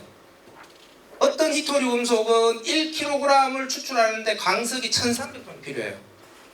그러니까 1300톤에서 짜내봐야 1kg을 겨우 얻을 수 있다라고 하는 거고요. 거기다가 그 정제하려면은 염산이나 황산 같은 강한 용액을 부어야 돼요. 그 과정에서 엄청나게 많은 유독 폐수와 유독 폐가스가 발생을 하게 됩니다. 그리고 희토류의 광물의 문제점은 뭐냐면 희토류 광물 안에는 토륨이 들어가 있어요. 토륨은 방사성 물질이잖아요. 그러니까 희토류 광산이나 희토류를 재련하는 재련공단에서는 토륨이 들어가 있는 광산 쓰레기가 엄청나게 나오게 되겠죠. 토륨이 들어가 있는 이 광산 쓰레기를 잘못 관리하게 되면은 방사능 오염 문제가 발생합니다. 중국의 최대 희토류 광산지대 내몽골 지역에 있는데요. 이 희토류 광산 주변에 방사능 오염 수치는 체르노빌 원전의 2배예요, 지금. 그러니까 중국이 자국의 주민들과 노동자의 안전은 개무시하고 그냥 밀어붙인 거거든요. 그러면서 희토류 공급의 대국이 됐는데 그 결과 자국의 환경과 노동자와 주민들의 건강은 다 악화된 것이죠. 중국의 희토류 광산 주변에 암환자 마을이 수두룩해요, 지금. 공산당이 다 은폐를 하고 있어서 그런 것이죠. 그러면 에너지 전환 때문에 이런 식의 금속 자원들이 조달되도록 하는 게 맞냐? 앞으로 그러면 중국과 같은 방식으로 희토류가 계속 조달될 수 있을 거냐? 이것도 한번 생각해 봐야 되는 것이죠. 그 다음에 리튬이에요. 리튬. 남미의 리튬 강산의 모습인데요. 남미의 리튬 강산은 소금 호수에서 소금물을 퍼올려 가지고 염전처럼 말리는 거예요. 그러면은 이렇게 파란 물이 갇혀 있잖아요. 그러면 물이 계속 증발하겠죠. 그러면 리튬의 농도가 높아지겠죠. 리튬의 농도가 높아지게 되면 저 끝에 보이는 것처럼 황금색 물이 돼요. 거기에서 이렇게 리튬 가루가 나와요. 남미에서는 이것을 하얀 기름이라고 합니다. 그런데 리튬 가루를 뽑아내기 위해서 사실은 물이 어마어마하게 필요로 하는 거잖아요. 그것도 칠레의 사막지대. 리튬 광산이 있는 데가 다 사막지대거든요, 지금. 그 사막지대에 저렇게 물을 어마어마하게 쓰재켜 버린다는 거예요. 그러니까 지역 주민들의 입장에서는 자기들이 쓸 물이 절대적으로 공급 부족해지게 됩니다. 농사도 못 지어 이제. 그래서 리튬 광산이 들어서게 되면은 그 지역의 주민들은 이렇게 얘기를 합니다. 하얀 기름의 저주가 내린다. 그러니까 종합하게 되면 에너지 전환을 뒷받침하는 금속 자원의 조달이 마냥 깨끗하지도 아름답지도 않다라고 하는 겁니다. 그러니까 세상을 깨끗하게 만들기 위해서, 그러니까 더러운 화석 연료를 몰아내고 깨끗한 재생에너지 세상을 만들기 위해서 세상은 더 더러워질 수도 있다라는 것을 시사하는 것이죠. 그러니까 이제 에너지 전환은 반드시 가야 될 길이죠. 이걸 부정하는 것은 아니지만 에너지 전환에 따라서 이런 문제도 발생될 수 있으니 그럼 이런 문제는 어떻게 대응할 것이냐? 결국은 천연 광산의 개발 일변도로 갈 것이 아니라 순환 구조를 만들어야 되죠. 희소 금속도 재활용을 통해서 조달될 수 있는 구조, 이걸 도시광산 생태계라고 하는 거잖아요. 그러니까 도시광산 구조를 우리가 어떻게 만들 거냐 또 고민을 해야 되는 것이죠. 근데 그러니까 희소금속 재활용 잘하자는 얘기잖아요. 희소금속 재활용 어떻게 할 거냐? 희소금속이요 그냥 그 자체로 쓰이는 게 아니라 첨가제로 써요. 그러니까 음식 만들 때 찌개 끓일 때 들어갈 양념 같은 역할을 해요. 그럼 희소금속을 재활용하자. 그러면 음식물을 먹고 나서 찌꺼기가 나왔어요. 이것을 그 건더기 모아가지고 사료나 퇴비로 만드는 게 음식물 쓰레기 재활용이잖아요. 희소금속을 재활용하자라고 하는 것은 음식물 쓰레기가 나왔을 때 음식물 쓰레기 안에 들어가 있는 양념을 종류별로 골라내고 그 다음에 사료나 퇴비를 만들자 이거 하자는 거거든요. 그러니까 쉬운 게 아니라고요. 그러니까 재활용 그러니까 도시광산 이 생태계는 지금까지와는 다른 매우 정교한 재활용 체계를 만들어야 된다. 그러니까 에너지 전환 다 하고 나서 이 문제 해결하자 이렇게 되면 안 되는 거죠. 에너지 전환을 하는 과정에서 이 문제도 동시에 해결해야 된다. 자, 이거는 풍력발전기 날개 재활용하지 못해서 잘라서 미국에서 매립하고 있는 모습들입니다. 이런 또 새로운 쓰레기 문제가 나오게 되는 것이다. 자, 에너지 전환과 관련해서 또 한 번 우리가 생각해 봐야 될 것은 에너지 전환의 운동과 제로 웨이스트 운동을 자꾸 서로 편을 가르는 접근법이에요. 그러면서 에너지 전환이 중요하지 제로 웨이스트 운동은 중요하지 않다. 자꾸 이런 식으로 상대적으로 폄하하는 이런 태도입니다. 이거 매우 문제가 있는 것이죠. 그러니까 텀블러 하나 들어서 온실 가스 얼마 줄인다고 그러냐? 텀블러 줄인다고 기후위기 막을 수 있는 거 아니다. 그러면서 현장에서 일하는 제로 웨이스트 활동가들의 힘을 쫙쫙 빼버려요. 이런 이야기를 하는 사람들이 있어요. 또 왜 이런 접근법이 문제냐? 정부가 탄소 중립으로 가기 위해서 텀블러 들기 캠페인하고 그러면 그건 까야죠. 그건 정부가 지 할 일을 하지 않고 우리가 탄소 중립 사회로 못 가는 게 국민들이 텀블러 안 들어서 그런 것처럼 그렇게 이야기를 하게 되면은 그건 그린워싱이니까 정부의 그런 접근 방식은 우리가 충분히 비판할 수가 있어요. 하지만 현장에서 제로 웨이스트 활동가들이 그런 캠페인을 하는 것에 대해서 텀블러 하나 든다고 온실가스를 얼마나 줄인다고 그러느냐 이런 식으로 생각하거나 이런 식으로 발언하는 것은 저는 문제가 있다고 생각합니다. 이것도 자꾸 너무 계량주의적인 성과주의로 우리 운동을 평가하는 거 아니냐라고 하는 겁니다. 석탄 화력 발전소 줄이는 게 중요하죠. 근데 석탄 화력 발전소 어떻게 줄일 거냐? 석탄 화력 발전소 어떻게 폐쇄시킬 거냐는 거예요. 석탄 화력 발전소를 폐쇄하려면 그만큼 국민들이 석탄 화력 발전소 폐쇄에 동의를 해줘야 되잖아요. 그만큼 우리 국민들의 환경의식의 성숙도가 높아져야 돼요. 그냥 설문조사에서 나 찬성합니다 이 정도가 아니라 진짜 이 부분에 대해서 흔들림 없이 지지를 해줘야 돼요. 석탄 화력 발전소 폐쇄로 인해서 나의 전기 이용에 불편이 오거나 전기 이용료가 올라가더라도 나는 감수하겠다. 이 정도의 탄탄한 지지가 필요한 거고요. 이렇게 되려면 우리 국민들의 환경인식이 실질적으로 높아져야 되고 우리나라 국민들의 환경인식이 실질적으로 높아지기 위해서는 그만큼 현장에서 같이 시민들과 호흡하면서 환경의식들을 높이기 위한 작업들이 필요해요. 그런 작업들을 현장에서 누가 어떻게 할 거냐. 결국은 쓰레기라고 하는 것들이 그런 시민들에게 다가가기 위한 도구 수단이 되는 것이죠. 일반 주민들의 입장에서는 탄소 중립 기후위기도 좀 추상적일 수가 있어요. 그랬을 때 환경과 관련해서 생각해 볼 때 자, 쓰레기를 가지고 한번 생각해 봅시다. 이렇게 접근할 수가 있는 것이죠. 그래서 너무 자꾸 이 활동을 통해서 탄소를 얼마 줄여 자꾸 이런 식으로만 따지지 말고 하나의 과정으로서도 문제를 바라봐야 된다. 그래서 탄소 중립 경제로 가려면 순환 경제가 필요한 거고요. 탄소 중립 경제로 인해서 새롭게 발생되는 쓰레기 생태 문제는 순환 경제로 해결을 해야 된다. 라고 하는 것이 되겠습니다. 5분 남았네요. 플라스틱 문제도 중요하니까 제가 5분을 더 쓸 수가 있어요. 저보고 뭐라 그러지 마세요. 요거는 뭐 숫자적인 문제니까 자료를 참고하시면 돼요. 제 설명 듣지 않더라도 알 수가 있습니다. 자, 미세 플라스틱과 관련해서 마이크로 플라스틱과 나노 플라스틱 구분하셔야 돼요. 나노 플라스틱은 1 마이크로미터 미만의 아주 작은 플라스틱을 나노 플라스틱이라고 하고 초미세 플라스틱이라고도 이야기를 합니다. 초미세 플라스틱이 왜 중요하냐? 진짜 위험한 게 얘들이래요. 미세 플라스틱 우리 몸에 들어온다고 해서 다 흡수되는 거 아니에요. 흡수되기 시작하는 것은 150 마이크로미터 미만부터 조금씩 흡수되기 시작해요. 그리고 많이 흡수되기 시작하는 게 나노 플라스틱이에요. 그러니까 미세 플라스틱이 얼마가 우리 몸에 들어오냐가 중요한 게 아니고 나노 플라스틱이 얼마만큼 우리 몸에 들어와서 우리 몸에 흡수되냐, 이게 진짜 실질적으로 우리를 위협하는 문제다. 그래서 미세 플라스틱도 크기를 구분해서 접근을 해야 된다라고 하는 것이고요.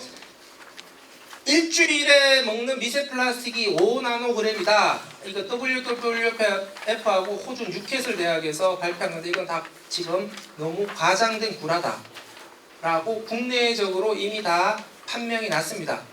그러니까 굳이 이 수치에 연연할 필요가 없고요. 미세 플라스틱 문제를 접근할 때 너무 양적 공포를 조장할 필요는 없어요. 나노 미세 플라스틱은 양보다는 몸에 들어오는 개수예요.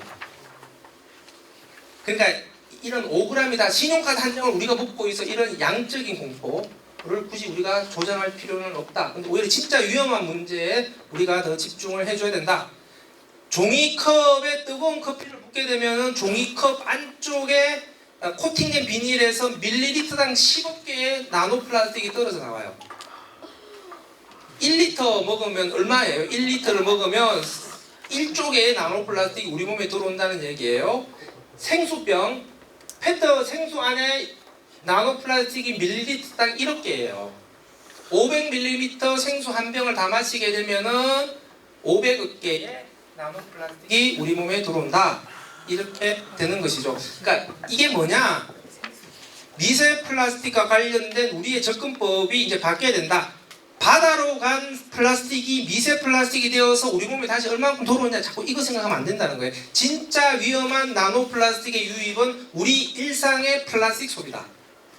식품과 접촉하는 우리의 음료와 식품의 소비가 다 문제가 되죠. 생수만 문제가 돼요. 배달 음식은. 그 외에 식품을 포장하고 있는 모든 플라스틱 포장재 다 문제돼요. 이제 나노 플라스틱으로 검사를 안 해봐서 그렇지. 뭐 이게 나왔는데 다른 것은 안전하겠어요? 그러니까 결국은 식품과 접촉하는 모든 플라스틱 사용에 대해서 우리가 고민을 해봐야 되고요. 그러니까 텀블러를 든다라고 하는 것은 쓰레기 문제를 해결하는 것과 동시에 미세 플라스틱으로부터 우리를 보호하는 조치이기도 하다. 이렇게 보시면 되고요.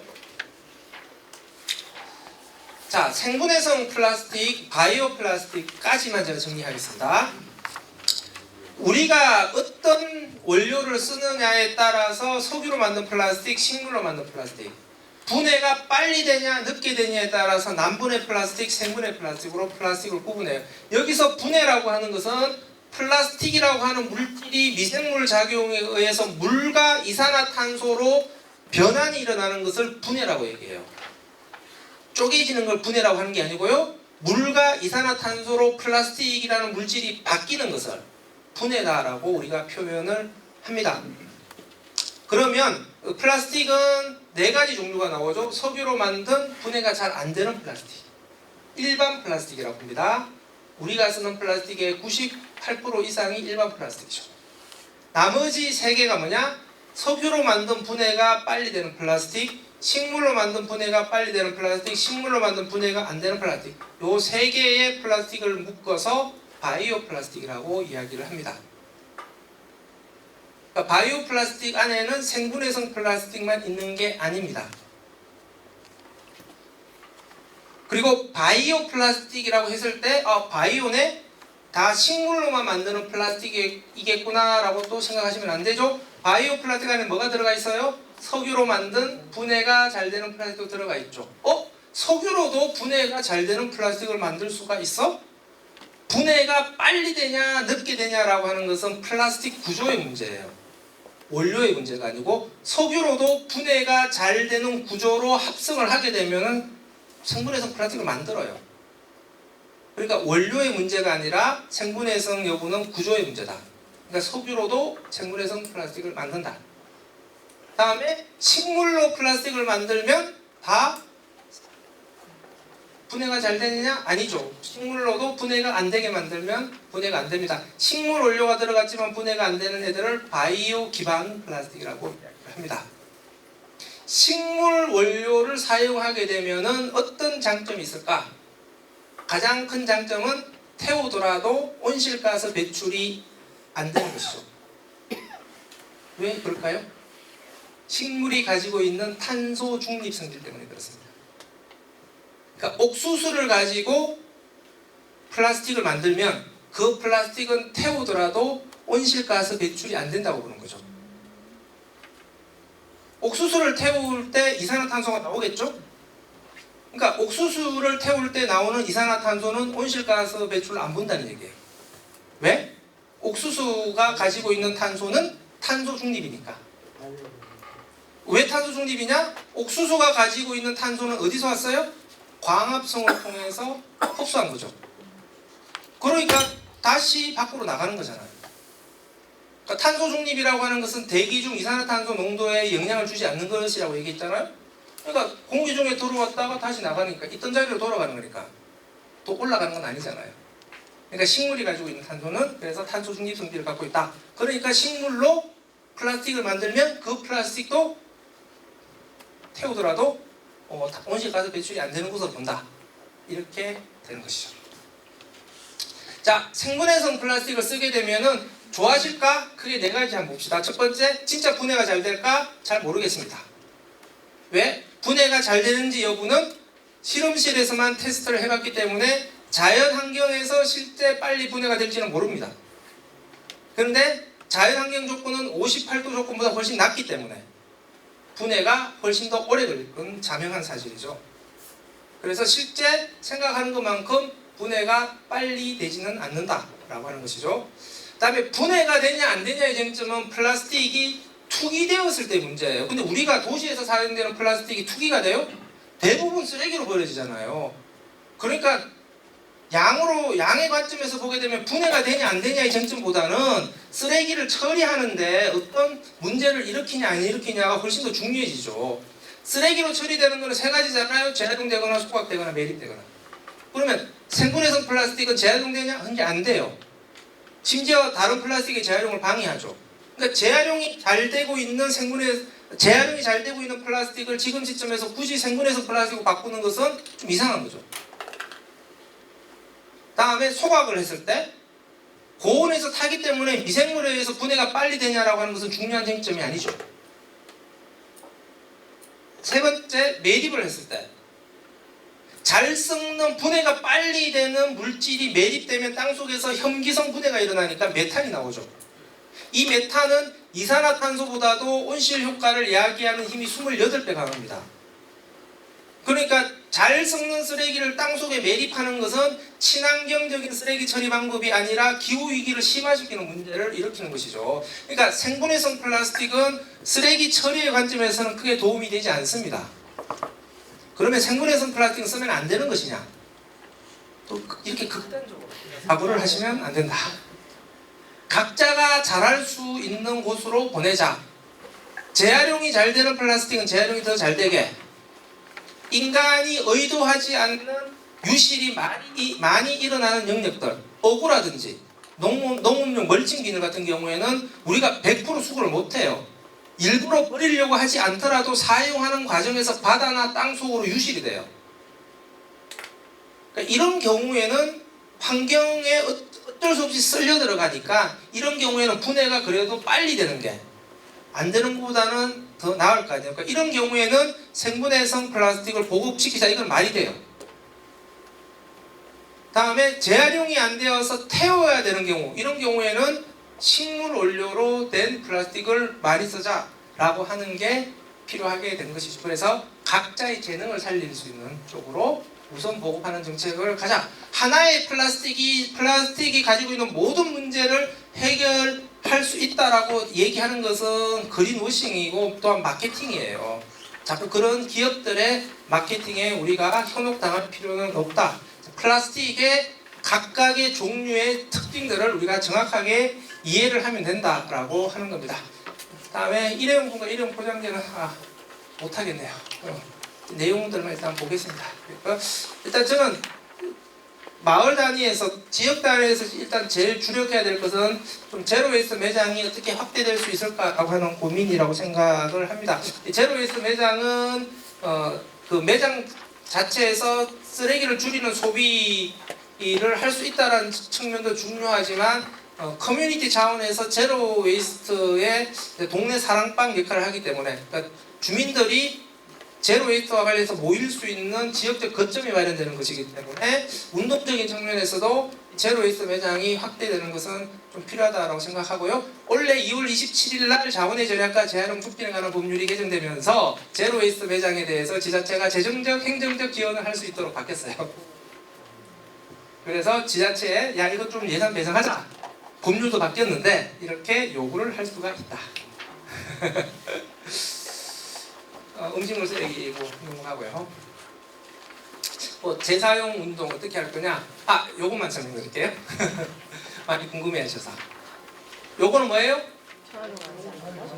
종량제 봉투에 버리라는 얘기죠. 직관적으로 아주 쉽게 이해가 되죠. 자, 분리배출 표시 밑에 재활용 어려움 붙은 거. 이건 뭐예요? 분리배출 표시 밑에 재활용 어려움 붙은 거. 요거는 종량제 봉투 분리배출. 헷갈리죠? 분리배출이 상위 표시입니다. 분리배출 하라는 얘기예요. 아니 종량제 봉투로 버리라는 걸 명확하게 이런 표시가 있잖아요. 요거는 분리배출 하라는 얘기예요. 그럼 왜 재활용 어려움 표시 붙었냐? 재활용 어려움이라고 하는 표시는 소비자 보고 하는 얘기가 아니고 생산자 보고 하는 얘기입니다. 재활용을 방해하는 요소가 있으니 빨리 좋은 말 할 때 고치세요.